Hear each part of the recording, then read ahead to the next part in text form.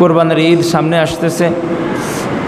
কোরবানি সম্পর্কে এবং কি নফল ইবাদত সম্পর্কে আল্লাহ পাক রব্বুল আলামিনের নৈকট্য লাভ যেভাবে অর্জন করা যায়, রব্বুল আলামিনের সন্তুষ্টি অর্জন যেভাবে করা যায়, ওই সম্পর্কে দু চারটা কথা বলবো। আমলের জন্য আমরা সকলে শ্রবণ করব। মহান রব্বুল আলামিন আমাদের সকলের ইমানকে যেন হেফাজত করা আমাদের তৌফিক দান করে এবং কি আমরা যেন আমল করতে পারি। আল্লাহ পাক রব্বুল আলামিন আমাদের সকলকে যেন কবুল করেন। আবারও পড়ি আমিন। সালাতুন ইয়া রাসূলুল্লাহ আলাইকুম, সালামুন ইয়া হাবিবাল্লাহ আলাইকুম, সালাতুন ইয়া রাসূলুল্লাহ আলাইকুম, সালামুন ইয়া হাবিবাল্লাহ আলাইকুম। আল্লাহ পাক রব্বুল আলামিন বলেন, বিসমিল্লাহির রহমানির রহিম।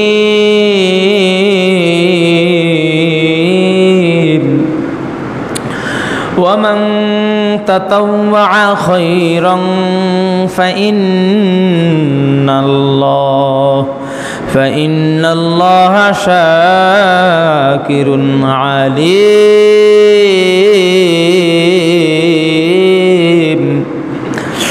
আল্লাহ পাক রব্বুল আলামিন বলেন,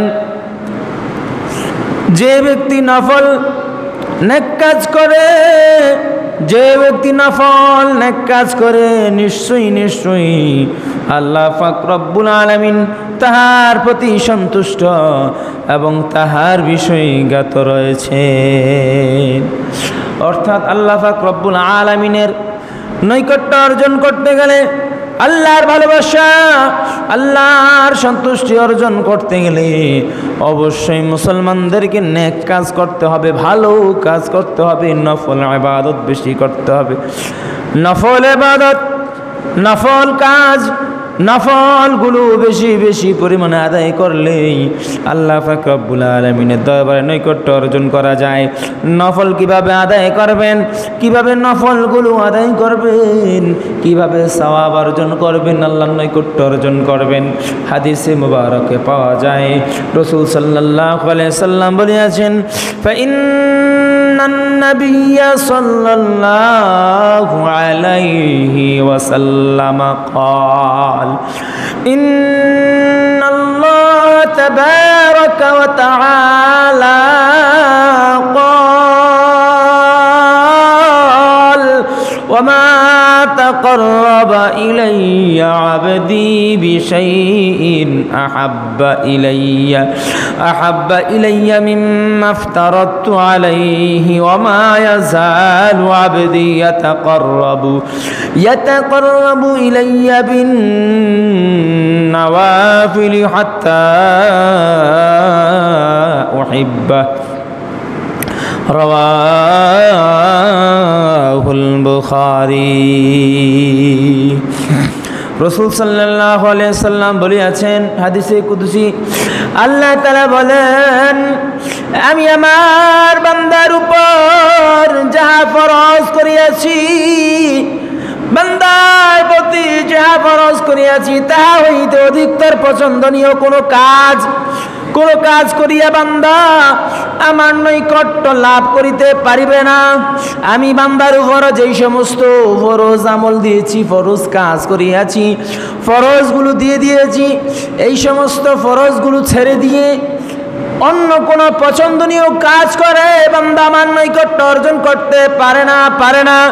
তবে বান্দা যদি ফরজ আদায়ের পর বান্দা যদি সর্বদা সর্ব অবস্থায় নফল ইবাদত করে, নফল ইবাদত করিয়া আমি আল্লাহর নৈকট্য লাভের চেষ্টা করে, তবে আমি আমার বান্দাকে মহব্বত করি, আমি আমার বান্দার সাথে সম্পর্ক গঠন করি। কারণ আমার নৈকট্য অর্জন করতে গেলে, আমার ভালোবাসা পাইতে হইলে আগে আমার বান্দারা 5 ওয়াক্ত নামাজ আদায় করতে হবে। 5 ওয়াক্ত নামাজ সহ সমস্ত ফরজ কাজগুলো আদায় করতে হবে, ফরজ ইবাদত করতে হবে। ফরজ কাজগুলো আদায় শেষে ফরজের পরে ফরজগুলো আদায়ের সাথে সাথে বান্দা যে যত বেশি আমার নফল ইবাদত করবে, নফল কার্য করবে, নফল আমল করবে, সে তত বেশি আমি আল্লাহর নৈকট্য অর্জন করবে, আমার সন্তুষ্টি অর্জন করবে। আমি আল্লাহ ওই বান্দাকে তত বেশি ভালোবাসবো। জোরে কোন সুবহানাল্লাহ। তাহলে ফরজ কাজ, ফরজ আমলের পাশাপাশি আল্লাহর যদি নৈকট্য চান, আল্লাহর যদি ভালোবাসা চান, আল্লাহর যদি প্যারা বান্দা হতে চান, আল্লাহ পাক রব্বুল আলামিন বলেন ফরজের পাশাপাশি সর্বদা সর্ব অবস্থায় আমি রবের গুণাগুণ গাও, আমি রবের গুণাগুণ গাও, আমি রবের প্রশংসা আদায় করো, নফল ইবাদত করো। নফল ইবাদত যত বেশি করবা ফরজের পাশাপাশি, আমি রব তোমায় তত বেশি ভালোবাসবো, তত বেশি মহাব্বত করব। আর আল্লাহ পাক রব্বুল আলামিন যদি কোনো বান্দাকে ভালোবেসে, কোনো বান্দাকে যদি আল্লাহ পাক রব্বুল আলামিন ভালোবাসে, তাহলে ওই বান্দার দুনিয়া ও আখিরাতের কোনো ভয় নাই, কোনো ভয় নাই, এবং কি আখিরাতের কোনো চিন্তাও নাই। জোরে কোন সুবহানাল্লাহ। সালাতুন ইয়া রাসূলুল্লাহ আলাইকুম, সালামুন ইয়া হাবিবাল্লাহ আলাইকুম, সালাতুন ইয়া রাসূলুল্লাহ আলাইকুম, সালামুন ইয়া हबीबल्लाह अलैकुम। जिससे दुनिया आज खुदा गाफिल बुदन नय को माशून क़ुरहा फर जिंदजान, सलातुनिया रसूलल्लाह अलैकुम, सलामुनिया हबीबल्लाह अलैकुम, सलातुनिया रसूलल्लाह अलैकुम, सलामुनिया হাবিবাল্লাহ আলাইকুম। যেমন ভাবে আল্লাহর নফল ইবাদতের মাধ্যমে আল্লাহ পাকের বন্ধুত্ব অর্জন করা যায়, আল্লাহর সাথে সম্পর্ক লাভ করা যায়, সন্তুষ্ট অর্জন করা যায়, তেমন ভাবে পাওয়া যায় হযরতে মুহাম্মদ শাইখ শিরদিনী রহমাতুল্লাহি আলাইহির জীবনী থেকে তিনার ঘটনা নেওয়া। হযরত শাইখ মুহাম্মদ শিরদিনী রহমাতুল্লাহি আলাইহি এমন ভাবে নামাজ আদায় করেছেন, এমন ভাবে নামাজ আদায় করেছেন, নামাজ পড়েছেন, ফরজ আমলগুলো আদায় করেছেন, ফরজের পাশাপাশি আল্লাহর ইবাদত করতে করতে, আল্লাহর নাম জপতে জপতে এমন ওলিয়ত্ব মাকাম অর্জন করেছেন, যেমন ভাবে শুধু ইবাদত করে 24টা ঘন্টা ফজর থেকে এশা পর্যন্ত তাহাজ্জুদের নামাজ সহ, আওয়াবুনের নামাজ সহ, চাশতের নামাজ সহ সমস্ত ইবাদতগুলো এমন সুন্দরভাবে করে। শিরদিনী রাহমাতুল্লাহি আলাইহির স্ত্রী বলে, ও স্বামী, আপনি যেমন ভাবে আল্লাহ পাক রব্বুল আলামিনের প্রেমে মগ্ন হয়ে গেছেন,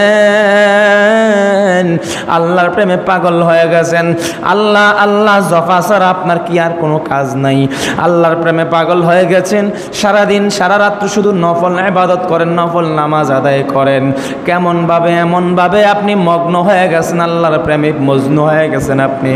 আর আপনার কি খবর নাই, আমাদের একমাত্র পুত্র সন্তান, একমাত্র সন্তান, আমাদের ছেলে অসুস্থ হয়ে মৃত্যুর সঙ্গে পাঞ্জা লড়তেছে, আপনার কি খবর নাই? ডাক্তার দেখানো দরকার, কবিরাজ দেখানো দরকার, ডাক্তারের কাছে নেওয়া দরকার, আমাদের ছেলেকে বাঁচানো দরকার।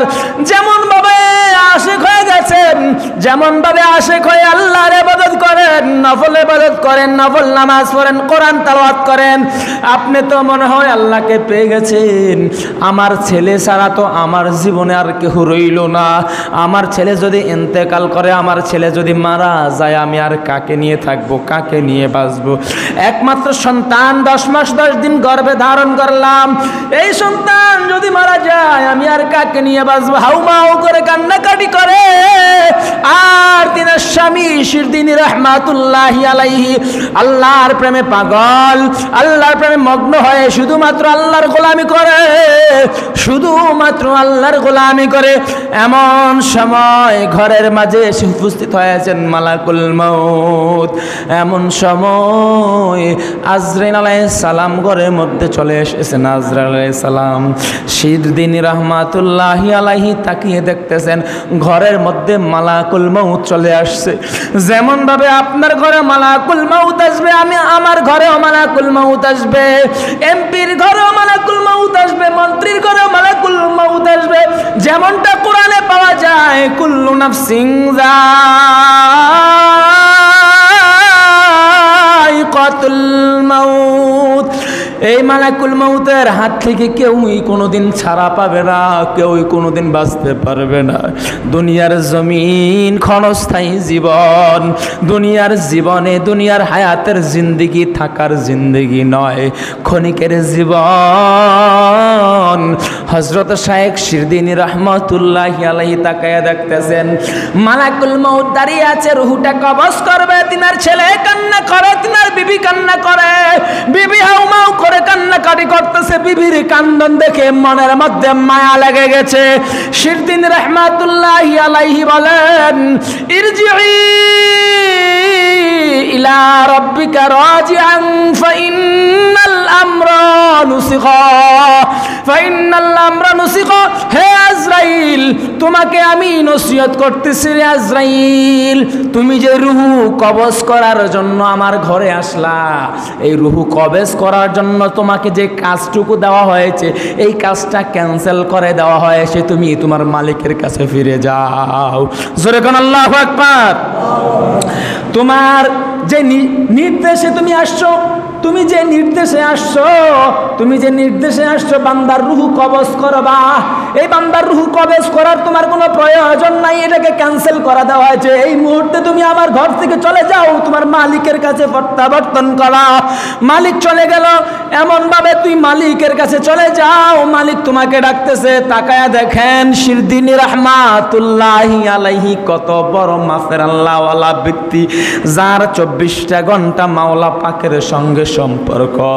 সকাল থেকে রাত্র, রাত্র থেকে সকাল, ফজর থেকে মাগরিব, মাগরিব থেকে ফজর শুধুমাত্র আল্লাহর ইবাদত করে। আল্লাহ আল্লাহ জপতে জপতে আল্লাহর সঙ্গে এমন ভাবে মিশে গেছে, এমন ভাবে আল্লাহওয়ালা হয়ে গেছে, এমন মাকাম অর্জন করেছে। মালাকুল মউত ঘরের মধ্যে আসছে, বিবির কান্নাটুকু মায়া লাগছে। বিবির কান্না মায়া লাগার পরে নিজের ক্ষমতায় নিজে মালাকুল মউতকে নিষেধ করে দিছে যে তোমার এখানে রুহু কবজ করার এই যেই কাজে তুমি আসছো এটাকে ক্যান্সেল করে দেওয়া হয়েছে, তুমি চলে যাও, তোমার আল্লাহর কাছে চলে যাও। জোরে কোন সুবহানাল্লাহ, জোরে কোন আল্লাহু আকবার। এই জন্য আল্লাহ পাক রব্বুল আলামিন বলে, ও বান্দা তুমি আমার হয়ে যাও। তুমি যদি আমার হয়ে যাইতে পারো রে গোলাম, আমার সমস্ত কিছু তোমার হয়ে যাইবে। জোরে কোন সুবহানাল্লাহ। যেমন ভাবে আল্লাহর গোলামি করতে করতে করতে করতে আল্লাহর সঙ্গে এমন ভাবে মিশে গেছে, এমন ভাবে আল্লাহর ভালোবাসা অর্জন করেছে, যেই মাত্র আল্লাহর কাছে ফরিয়াদ করছে আল্লাহ পাক ওই শিরদিনী রাহমাতুল্লাহি আলাইহির দোয়া কবুল করেছে।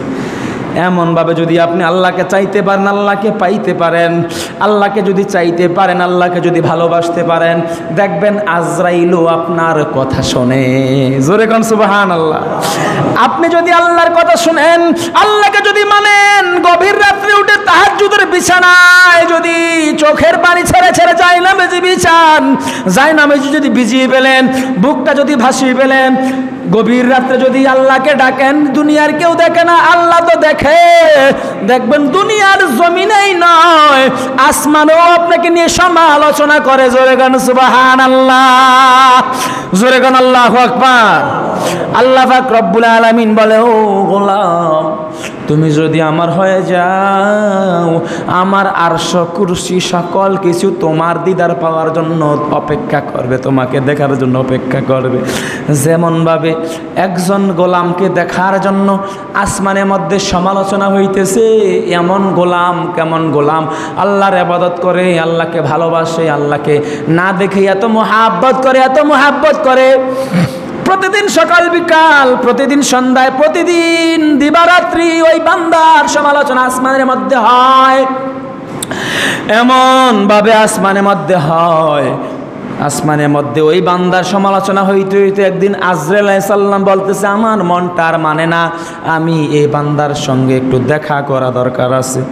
যখন এই বান্দার সঙ্গে দেখা করার খোঁজে আসছে দুনিয়ার জমিনে, আর দেখতেছে একজন মুসলমান মাথার মধ্যে একটা ওড়া নিয়ে, ওড়ার মধ্যে কিছু তরকারি, আর কাদের মধ্যে একটা গামছা নিয়ে হাঁটতেছে। তিনি ডাক দিয়ে বলতেছে, আসসালামু আলাইকুম ওয়া রাহমাতুল্লাহ। আর তিনি সালামের উত্তর দিচ্ছে, ওয়া আলাইকুমুস সালাম ওয়া রাহমাতুল্লাহ। আপনি কে ভাই, আপনি কে? তিনি জবাব দিচ্ছেন, আনা মালাকুল মউত, আমি হইলাম মালাকুল মউত। যখন মালাকুল মউত তিনি তিনার পরিচয় দিয়ে দিলেন, আর তিনি মাথা থেকে ওড়াটা নামিয়ে তিনি বলতেছেন, ভাই আপনি বুঝি চলে আসছেন? আপনার অপেক্ষায় তো আমি আছি, আপনার অপেক্ষায় এই পর্যন্ত আমি আছি, আপনার অপেক্ষায় আমি অপেক্ষা করতেছি। আমি কোনো সময় অজু ছাড়া হাঁটি না, সর্ব অবস্থায় অজু নিয়ে আমি চলাফেরা করি। কেননা কখন না জানি আপনার সঙ্গে দেখা হয়ে যায়, না জানি কখন হঠাৎ করে আপনি আমার সামনে চলে আসেন। এই জন্য সর্ব অবস্থায় আমি অজু নিয়ে চলাফেরা করি, 5 ওয়াক্ত নামাজ আদায় করি। সারাটা জীবন আল্লাহর কাছে দোয়া করেছি, ও গো আল্লাহ, মৃত্যু তো দিবা, কোনো দুঃখ নাই, আল্লাহ তুমি মরণটা যায় নামাজের বিছানায় দিও, সেজদারত অবস্থায় দিও গো আল্লাহ। ও আমার ভাই আজরাইল মালাকুল মউত, তোমার সঙ্গে আমি একটা আবদার করতেছি, আমাকে 2 রাকাত নামাজ পড়ার সুযোগ দাও।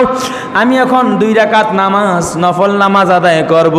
এই বলে কাঁধ থেকে যখন গামছাটা জমিনে বিছায়া দিলেন, আল্লাহু আকবার বলেন, নামাজে দাঁড়াইবেন। আর যখন নামাজে দাঁড়িয়ে 2 রাকাত নামাজ আদায় করবেন, 2 রাকাত নামাজ আদায় শেষে বলতেছে, ভাই আপনি তো বলছেন আমার রুহুটা কবজ করবেন, আপনি এখন আমার রুহুটা কেন কবজ করতেছেন না? আজরাইল মুস্কি হেসে বলতেছে, ও ভাই তুমি কেমন মুসলমান, কেমন আল্লাহর গোলামকে আল্লাহরে কেমন ভাবে রাজি খুশি করাইছো, কেমন ভাবে সন্তুষ্টি অর্জন করছো। তোমাকে নিয়ে সকাল সন্ধ্যায় সর্ব অবস্থায় আসমানের মধ্যে ফেরেশতারা তোমার গুণগান গায়, তোমার প্রশংসা করে। কেমন মা বাবার সন্তান তুমি রে, তোমাকে একটা নজর দেখার জন্য আমার আজরাইলের মনটা আর মানে না। আমি আজরাইল স্বয়ং এসেছি তোমার সাথে মাত্র সাক্ষাৎ করার জন্য, তোমার হায়াত শেষ হয় নাই। জোরে সোরে কন্যা সুবহানাল্লাহ। তোমার হায়াত তো শেষ হয় নাই, তোমার হায়াত ফুরিয়ে যায় নাই। আমি আসছি তোমার জন্য, তোমার সাথে সাক্ষাৎ করার জন্য। কারণ তোমার কথা আসমানে হয়, তোমার কথা আরশে মুআল্লায় হয়, তোমার কথা ফেরেশতারা গুনগুন করে একে অপরের কাছে তোমার প্রশংসা করে। কেমন বান্দা তুমি, সর্ব অবস্থা আল্লাহর গোলামি করো। এই জন্য দেখার জন্য আসলাম ভাইয়েরা আমার। ও বাবারা, মৃত্যুর জন্য প্রস্তুতি গ্রহণ করেন। হঠাৎ করে দেখবেন আপনার সামনে হাজির হয়ে গেছে মালাকুল মউত। প্রস্তুতি নেওয়ার কোনো সুযোগ নাই। যদি বেনামাজি হইয়া মারা যান, আপনার কি অবস্থা হবে? আপনার কবরে কোন হালত হবে?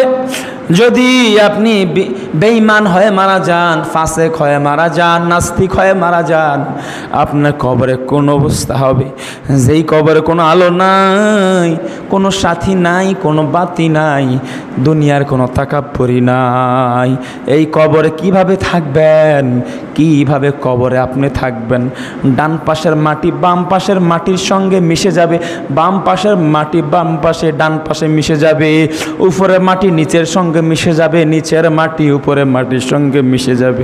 আপনার শরীরটা নিমিষেই পাউডারের মতো চুরমার হয়ে যাবে, হাড্ডিগুলো চুরমার হয়ে যাবে।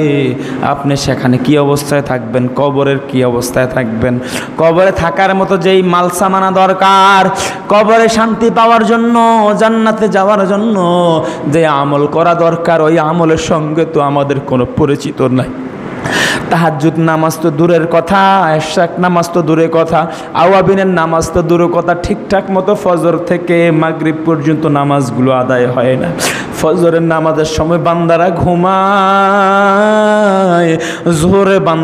জোহরে বান্দারা কাজকর্ম করে খেতে কামারে থাকে, রিজিক অন্বেষণ করে, আসরের সময় গোসল করে, মাগরিবের সময় রেস্ট করে, এশার সময়ে খাবার দাবার খাইয়া আপনি ঘুমায়া যান। মাওলা যে আপনাকে ডাকে দৈনিক 5 ওয়াক্ত 5 বার মাওলা আপনাকে ডাকে। দুনিয়ার সমস্ত কাজ করার জন্য সুযোগ পাইলেন, 24টা ঘন্টা নিজের কাজের জন্য ব্যয় করলেন, মাত্র 1টা ঘন্টা বুঝি আপনি আল্লাহর কাজের জন্য লাগানোর মতো কোনো সময় পাইলেন না। আর যদি আপনি মারা যান, যাদের জন্য কামাই রুজি করেন, খোদার কসম একজন বান্দাও মন থেকে আপনার জন্য কান্না করবে না। সম্পদ নিয়ে ভাগাভাগি করবে রে বাবা, আপনার ধন সম্পদ নিয়ে কারাকারি করবে, ভাগাভাগি করবে, কিন্তু আপনার চিন্তা তারা করবে না আপনি কবরে কোন অবস্থায় থাকবেন। এই জন্য আল্লাহ পাক রব্বুল আলামিন বলে, ওয়ালা তাজিরু ওয়াজিরাতুন উযরা উখরা। ও গোলাম, তোর কবরে তো তুই থাকবি, তোর কবরে আর কেউ থাকবে না। তোর পাপের বোঝা তুই নিজেকেই বহন করতে হবে, তোর পাপের বোঝা আর কেউ বহন করবে না। তোর মা বহন করবে না, বাবা বহন করবে না, ছেলে বহন করবে না, তোর মেয়ে বহন করবে না। যাদের জন্য সুদের টাকা জমাইতে আসো, যাদের জন্য টাকার পাহাড় তুমি জমাইতে আসো, যাদের জন্য জমি জামা কিনো, যাদের জন্য তুমি ব্যাংক ব্যালেন্স করো, যাদের জন্য হারাম পন্থায় তুমি উপার্জন করো, তাদেরকে একবার জিজ্ঞাসা করো, আমি যদি মারা যাই আমার কবরের পাশে কি গিয়ে একবার তুমি সূরা ফাতিহা সূরা ইখলাস তেলাওয়াত করবা কিনা? অথচ আমার যে গুনাহগুলো হবে, গুনার ভাগগুলো তুমি নিবা কিনা? দেখবেন সকলে এক বাক্যে জবাব দিবে, আপনি যে আমাকে ভরণ পোষণ দিচ্ছেন এটা আপনার অধিকার, আপনার হক, এই জন্যই আপনি আমাদেরকে ভরণ পোষণ দিচ্ছেন। কিন্তু আমরা কেন আপনার পাপের বোঝা নিব? যেমনভাবে নিজামুদ্দিন আউলিয়া 99টা খুন করেছে, 99টা খুন করার পরে যখন আরেকজন আল্লাহর ওলিকে যখন ধরেছে খুন করার জন্য, যখন ধরেছে ওই আল্লাহর ওলি বলতেছে আমাকে ছেড়ে দাও, আমাকে খুন করো না। নিজামুদ্দিন আউলিয়া বলতেছে না, আমি আপনাকে খুন করব। তখন তিনি বলতেছে তুমি যাদের জন্য খুন খারাপি করো, চুরি করো, ডাকাতি করো, হাইজেক করো, তোমার মা পরিবারগ ছেলে মেয়ে তাদেরকে জিজ্ঞাসা করো তারা তোমার পাপের ভাগ নিবে কিনা। তিনি বলতেছে অবশ্যই তারা আমার পাপের ভাগ নিবে, তাদের জন্য আমি চুরি করি, তাদের জন্য আমি মানুষকে খুন করি, 99টা খুন করলাম তাদের জন্য, তারা কেন আমার পাপের বোঝা নিবে না? অবশ্যই তিনি বলতেছে তোমার পাপের বোঝা, পাপের ভাগ তারা নিবে না। তখন বলতেছে আমাকে তুমি বেঁধে রাখো গাছের সঙ্গে, তোমার বাড়িতে গিয়ে তোমার মার কাছ থেকে জানো, বিবির কাছ থেকে জানো তারা তোমার পাপের বোঝা নিবে কিনা। যখন ওই আল্লাহর ওলিকে গাছের সঙ্গে বেঁধে রাখলেন, বাড়িতে গিয়ে মাকে জিজ্ঞাসা করলেন, ওগো মা, আমি দৈনিক খুন খারাপি করি, অন্যায় করি, অত্যাচার করি, অন্যায়ভাবে টাকা পয়সা গ্রাস করে এনে তোমাদেরকে কত কষ্ট করে খাওয়াই, আমার এই পাপের ভাগ তোমরা নিবা কিনা? নিজামুদ্দিন আউলিয়া তিনার পরিবার, তিনার ছেলে মেয়ে, তিনার বউ, মা বাবা সকলে এক বাক্যে বলল না, আমাদের কবরে আমরা যাব, তোমার কবরে তুমি যাইবা, তোমার পাপের বোঝা আমরা তো নিব না, আমাদের পাপের বোঝাও তোমাদেরকে দিব না। তুমি আমাদেরকে খাওয়ানোর কথা এখন কিভাবে খাওয়াইবা, চুরি করে খাওয়াইবা না মানুষ খুন করে খাওয়াইবা, এটা তোমার দায়িত্ব, এটা তো আমাদের দায়িত্ব পড়ে না। নিজামুদ্দিন আউলিয়া এসে বলতেছে, ও আল্লাহর ওলি, যাদের জন্য চুরি করলাম, যাদের জন্য অন্যায় করলাম, অপরাধ করলাম, মানুষ খুন করলাম, এত মানুষ খুন করলাম, তারা আজকে আমাকে ভুলে যাচ্ছে, তারা বলতেছে আমার পাপের বোঝা নিবে না, তাহলে অযথা আমি কেন খুন খারাপি করব? আমি আজ থেকে তওবা করে আপনার হাতে বায়াত নিলাম, আমি আজ থেকে আর কোনো দিন আমি খুন খারাপি করব না। জোরে কোন সুবহানাল্লাহ, জোরে কোন আল্লাহু আকবার। ভাইরা আমার, যার জন্য সুদে টাকা লাগান, যার জন্য সুদ খান, যার জন্য ঘুষ খান, আপনার বিবির জন্য, বাল বাচ্চার জন্য, ছেলে মেয়ের জন্য হারাম পন্থায় উপার্জন করেন, তারা তো আপনার পাপের বোঝা নিবে না, তাহলে কেন পাপ কাজ করেন? আজ থেকে নিয়ত করেন পাপের কাজ ছেড়ে দেন, সামনে কোরবানি আসতেছে, এমনভাবে কোরবানি দিবেন, তবে আল্লাহর সন্তুষ্টি অর্জনের জন্য যে কোরবানিটুকু দিবেন এটা পাক পবিত্র হইতে হবে, এটার মধ্যে সুদের টাকা থাকতে পারবে না, হারাম উপার্জন থাকতে পারবে না। হারাম পন্থায় উপার্জন করিয়া, সুদে টাকা লাগাইয়া, ব্যাংকে টাকা উড়াইয়া, কিস্তিতে টাকা উড়াইয়া, সুদে টাকা উড়াইয়া, ঋণ পরিশোধ না করিয়া যদি আপনি কোরবানি দেন, আপনার কোরবানি কখনো পরিশুদ্ধ হতে পারে না। কথা কোন ঠিক কিনা? আপনার কাছ থেকে টাকা পায়, আজকে বছর বছর ঘুরতেছে, আপনি ফানা টাকা দেন না, আপনি কোরবানি নিয়ে ফাড়াফাড়ি করতেছেন। কথা কোন ঠিক কিনা? এমন লোক আছে না সমাজে? বছর বছর হয়ে যাচ্ছে, পানা টাকা দেয় না, 20,000 টাকা পায়, আজকে 5 বছর ধরা দেয় না, ওই ব্যক্তি টাকা দেয় না। অথচ একদম বড় ভাগে আজকে দেখা গেছে 1,20,000, 1.5 লক্ষ টাকা দিয়ে গরু কিনছে, এই গরুর মধ্যে 1 নম্বরে ভাগ। অথচ সুদে টাকা লাগায় রাখছে, সুদে টাকা খায়, সুদখোর, সমাজের শ্রেষ্ঠ সুদখোর। অথবা মানুষের টাকাগুলো হাওয়াতে এনেছে, ধার এনেছে, এখন গরিব দুঃখীর কাছ থেকে ধার আনছে, এখন ধারের টাকা দেয় না, হাওয়াতে টাকা নিয়ে রাখছে, লক্ষ লক্ষ টাকা ঋণগ্রস্ত, ঋণের টাকা দেয় না, এখন কোরবানি নিয়ে ফাড়াফাড়ি করতেছে। আপনি আগে ঋণ পরিশোধ করতে হবে। যারা আপনার কাছ থেকে টাকা পায় তাদেরকে না ঘুরাই আগে তাদের টাকা দিয়ে দেন।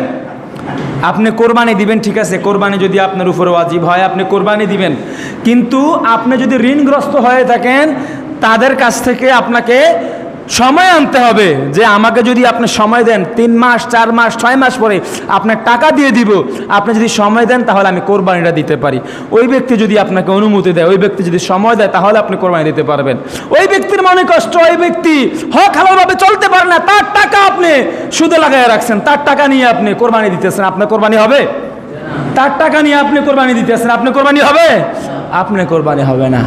এমনভাবে চুরি চামারি সুদ ঘুষ সকল কিছু থেকে চলে আসেন। যেমনভাবে হুজুরে কোরবানির বয়ান করছে, কোরবানি যদি পরিশুদ্ধভাবে হক হালালভাবে হালাল টাকা দিয়া পশু ক্রয় করার পরে যদি কোনো ব্যক্তি কোরবানি দেয়, এই কোরবানির পা থেকে মাথা পর্যন্ত, মাথা থেকে লেজ পর্যন্ত যত পশম রয়েছে, প্রতিটা পশমে পশমে সেই ব্যক্তির নেকি পাবে, প্রতিটা পশমে পশমে সেই ব্যক্তির নেকি পাবে। এই কথা যখন শুনছে ওই মুসল্লিরা তো পাগল হয়ে গেছে, আর কোরবানি তো দিতে হবে আমার, প্রতিটা পশমে পশমে আমার নেকি, তাহলে কোরবানি ইনশাআল্লাহ আমি কোরবানি দিব।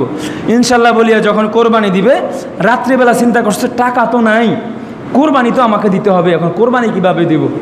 চিন্তা করতে করতে ফাঁসে গ্রামে গেছে, যাইয়া আরেকজন মেম্বার বাড়িতে হিংদিয়া ঘর থেকে চুরি করে গরু নিয়ে আইস, কোরবানি দিতে হবে, কোরবানির সওয়াব এত বেশি। হুজুরে এমনভাবে বয়ান করছে, ওই ব্যক্তির মনটা নরম হয়ে গেছে। ইমাম সাহেব কইতেছে, ভাই তুমি কই এত রাত্রে গরু লিয়ে কোন থেকে আইসো? বলতেছে, হুজুর আপনি যে কোরবানির আলোচনা করছেন আমার মনটা শীতল হয়ে গেছে, এখন আমি এই জন্য পাশে বাড়ি থেকে একটা গরু না কইয়া নিয়ে আইসি, আমি চুরি করি নাই, না কইয়া নিয়ে আইসি, এখন এটারে আমি কোরবানি দিব। এটারে কোরবানি দিলে আমার যে সওয়াব হইব, আমি ফতুয়া জানি, ফতুয়া আমরা দেওয়া লাগতো না, ফতুয়া আমার কাছে আছে, আমার যে সওয়াব হইব আর যে গুণ হইব, কোরবানির গায়ের পশুর গায়ের পশমে পশমে পশমে যেহেতু নেকি, যে সওয়াবগুলো হবে, আর যে আজকে চুরি করছি এই চুরিতে যে গুণা, দোনো সওয়াবে আর গুণায় সমান সমান। ফতুয়া কার কাছে? মুসল্লির কাছে। এখন ইমাম সাহেবের কাছে যাওয়ান লাগে না, খতিব সাহেবের কাছে যাওয়ান লাগে না, মুফতি সাহেবের কাছে যাওয়ান লাগে না, দোকানে দোকানে আপনি সস্তায় ফতুয়া পাইবেন, সস্তায় দোকানে দোকানে বসলেই দেখবেন মাসালা পাইবেন। এখন মুসল্লি সমাধান দিতেছে যে আমার যে সওয়াব হবে আর যে গুনাহ হবে, গুনাহ আর সওয়াবে সমান সমান, মাঝখান দিয়ে গোশত খামু ফ্রি। গোশত কিটা? লাভের থেকে গোশত খাইলাম, জোরে কর নাউজুবিল্লাহ, জোরে কর না নাউজুবিল্লাহ। লাভের থেকে গোশত খাওয়ানোর জন্য বৈশা রয়েছে, মাঝখান দিয়ে চুরি করছে। কেমন বুদ্ধি! চিন্তা করেন, এই বুদ্ধি লইয়া কি মাথার নিচে বালিশ দেয় না বালিশের উপরে মাথা দেয়, আল্লাহ পাকে ভালো জানে। জোরে কর নাউজুবিল্লাহ। এইরকম হারামি বুদ্ধি, মানুষ ঠকানি বুদ্ধি। আপনি কোরবানি দিতে হবে আল্লাহ সন্তুষ্ট অর্জনের জন্য। হাবিল কাবিলে কোরবানির কথা আপনি চিন্তা করেন, কোরবানি কোত্থেকে আসছে? অনেকে মনে করে ইব্রাহিম আলাইহিস সালাম, ইসমাঈল আলাইহিস সালাম থেকে কোরবানি আসছে, না, সর্বপ্রথম কোরবানি আসছে হাবিল কাবিল থেকে। জোরে কান সুবহানাল্লাহ। কোরআন শরীফ খুললে পাওয়া যায় সর্বপ্রথম কোরবানি আসছে হাবিল কাবিল থেকে।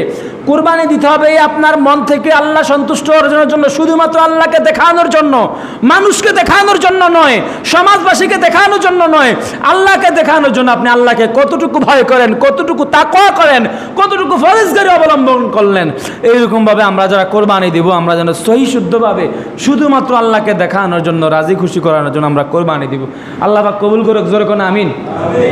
এখন আমরা 1.5 লাখ টাকা 2 লাখ টাকা দিয়ে কোরবানি করলাম।